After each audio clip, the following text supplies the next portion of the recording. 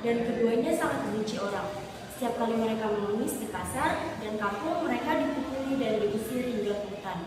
Oleh yang demikian, tinggallah dua istri itu di hutan memakan batang kayu dan buah-buahan. Hatta beberapa lamanya, maka istri si miskin itu pun hamilan. 3 bulan lamanya, maka istrinya menangis hingga makan buah mempelai yang ada di dalam taman raja itu. Maka suaminya itu pun terketukan hatinya tak kala ia diindraan menjadi raja dan dia mau beranak. Maka sekarang alam berlorot. Ayo, hai Adinda, Tuhan hendak membunuh Kakanda rupanya ini. Tiadakah Tuhan tahu akan hal yang sudah lalu itu? Jangankan hendak meminta barang suatu, hampir kepada kampung tiada boleh. Setelah didengar oleh istrinya kata suaminya demikian itu, maka makinlah sangat ia menangis. Maka kata suaminya, diamlah Tuan, jangan menangis. Berilah Kakanda pergi mencarikan Tuhan buah membelam itu. Jikalau dapat oleh Kakanda akan buah membelam itu, Kakanda berikan pada Tuhan. Maka istrinya itu pun diamlah. Maka suaminya itu pun pergilah ke pasar mencari buah mempelai itu. Setelah sampai di orang berjual buah mempelai, maka si miskin itu pun berhentilah di sana. Tidak pun dimintanya, takut dia akan ditahu orang.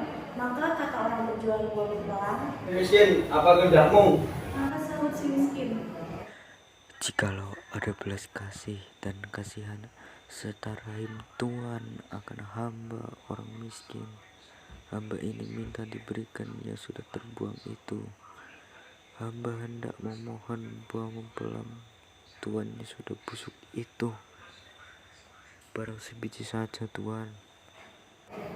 maka terlalu belas hati sekalian orang pasar itu yang mendengar kata si miskin, seperti hancurlah rasa hatinya. Maka ada yang memberi buah mempelai, ada yang memberikan nasi, ada yang memberikan kain baju, ada yang memberikan buah-buahan. Maka si miskin itu pun heranlah akan dirinya oleh sebab diberi orang pasar itu berbagai jenis pemberian. Adapun akan dahulunya, jangankan diberikannya barang suatu hampir pun tiada boleh. Habislah dilemparnya dengan kayu dan batu.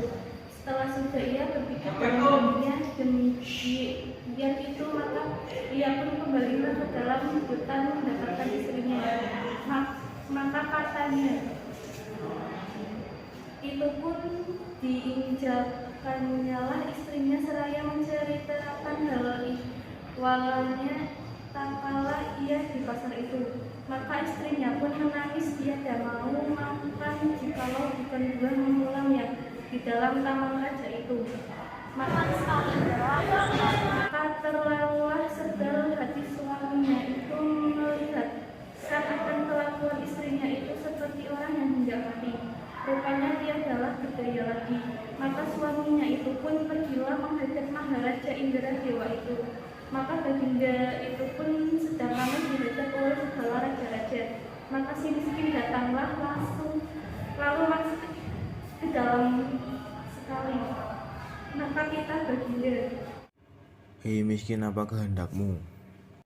maka sahut si miskin, Ada juga Tuanku. lalu sujud kepalanya lalu diletakkannya ke tanah. Ampun Tuanku, beri ampun Tuanku. Segala yang alam akan patulah hamba. Yang alam tidak sendiri itu banyak kali Tuanku.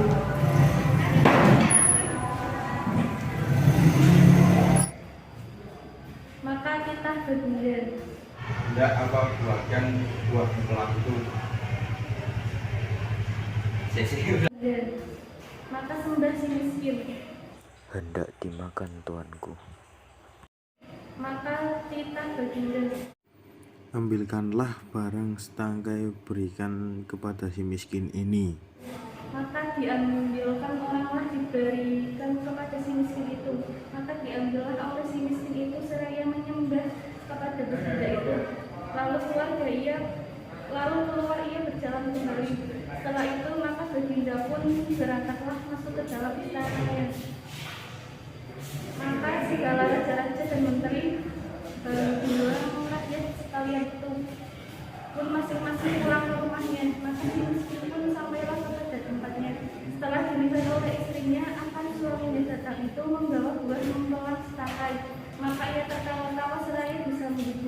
lalu dimakan. Makannya, maka adalah antaranya 3 bulan lamanya. Maka ia pun menangis pula hingga makan nangka yang di dalam tangan raja itu juga. Demikian juga si miskin mendapat nangka di kebun raja itu untuk istrinya yang meninggal itu. Adapun selama istrinya si miskin hamil, maka banyaklah makanan dan kain baju dan beras padi dan segala perkakas itu diberi orang kepadanya. Dan pada ketika yang baik dan saatnya sempurna, pada malam 14 hari bulan Maka, bulan itu pun sedang terang kumerap. Maka pada ketika itu, istri si miskin itu pun beranaklah seorang anak lelaki terlalu amat baik parasnya dan elok rupanya. Anak itu dinamakan Karma, artinya anak di dalam kesukaran.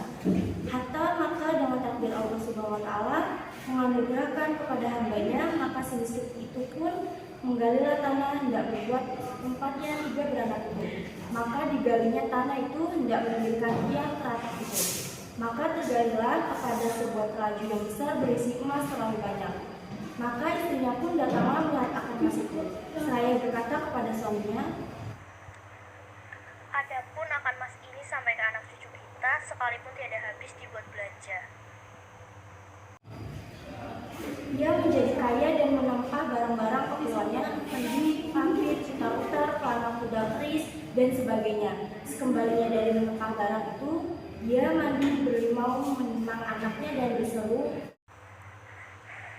Jikalau sungguh-sungguh anak dewa-dewa hendak menerangkan muka ayahanda lengkap dengan kota, parit dan istananya, serta dengan menteri, hulu balang, rakyat sekalian, dan segala raja-raja di bawah baginda, betapa adat segala raja-raja yang besar.